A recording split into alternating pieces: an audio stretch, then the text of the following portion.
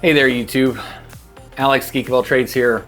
Last week I was at Mining Disrupt for the majority of the week, sponsored by Alphapex this year. To be honest, I wish I would have planned my trip a little bit better. I ended up showing up there on Sunday daytime and left middle of the day Wednesday.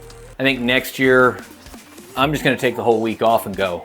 If you know me, you know I tend to cheap out on things, and this was one of those things. So I didn't get as much coverage as I wanted. I didn't get to see everything at the event that I wanted to see. Some of the footage that I got actually was corrupt. Don't get me wrong, it was an awesome event. I got to see a lot of things, but I didn't really get to talk to all the people that I wanted to talk to. And I got to see tons of other YouTubers and content creators and vendors and viewers, you guys. It was awesome meeting all of you. Walking around Mining Disrupt, looking at all of the different bits of hardware, new features and new this and old that. My perspective, moving from somewhere where my power rate was about half what it is now, I gotta look at this through the eyes of a home miner now. So they had some really cool containers that were all immersion based, and that's just not for me. I would love to put a container in my backyard, but that would take up like my whole backyard now. And I couldn't afford to run it. Of course, they had all these awesome industrial series miners, 3,000 watts, 3,500, 38, 4,000 watts. Huge hash rate numbers, but also huge power draws. And that just ain't for me. So the things like the Alphapex home miner was amazing. I really hope I get one of those when they come out. Bombax miner had a very cool machine there. For ETC. Apollo had a really awesome little machine.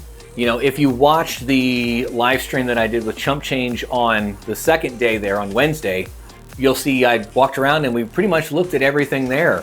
I only got to see a little bit of Ted Cruz speak. I got to watch a couple of other speakers kind of throughout the first and second day. I got to have a couple of awesome dinners with great people. I met Harry from Octominer.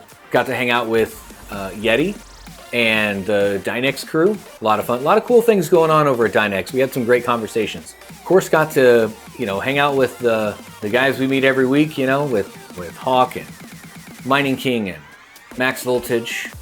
Got to see Greater Good. I got to see Financial Failure. Let's see what else was happening there.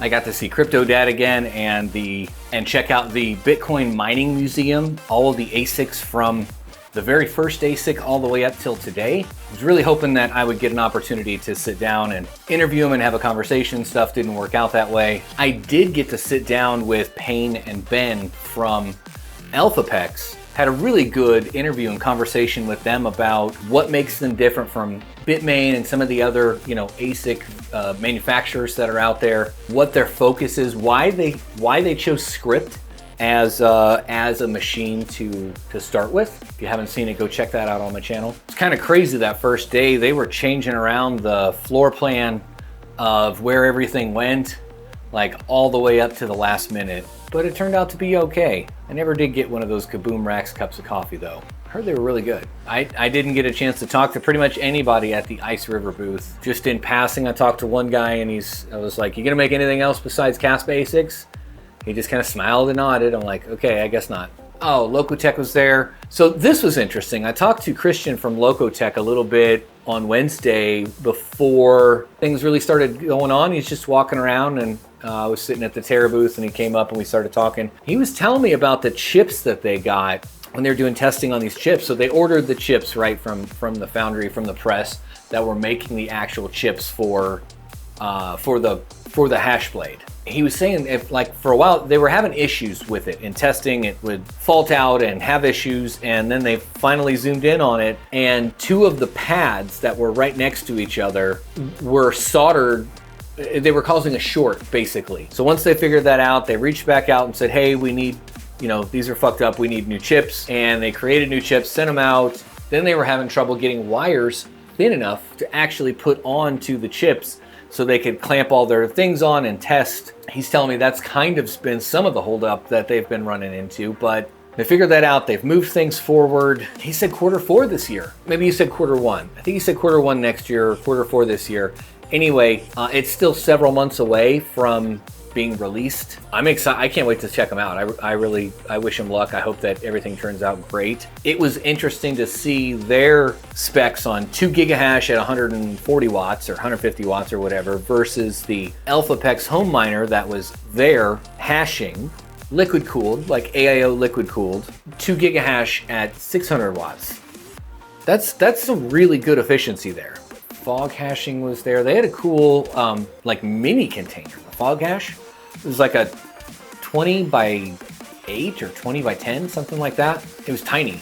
It was cool looking. And of course, Giga and Teleflex were there. Digital Shovel was there. I walked around. I saw the containers. I didn't really venture too far into it. I did talk to BitDeer, and they, I think traditionally have always been like a disty or vendor reseller of equipment. They're actually becoming a manufacturer now. That's gonna be very interesting. They were showing me one of the machines, talking about one of the machines that was coming out.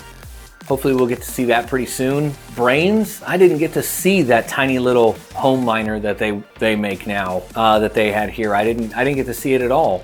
I don't know, I had a good time. It was a good event. There was a whole lot going on, a lot of really cool people to meet, but I don't feel like I got the most out of it that I should have. I should have done better. I should have worked harder at trying to get the interviews, trying to gather the information and get it to you faster. If you made it this far in the video and you learned something today, hit that thumbs up button. It really helps the channel get recommended out to others. If this is the kind of video that you like to see, consider subscribing to see more like it.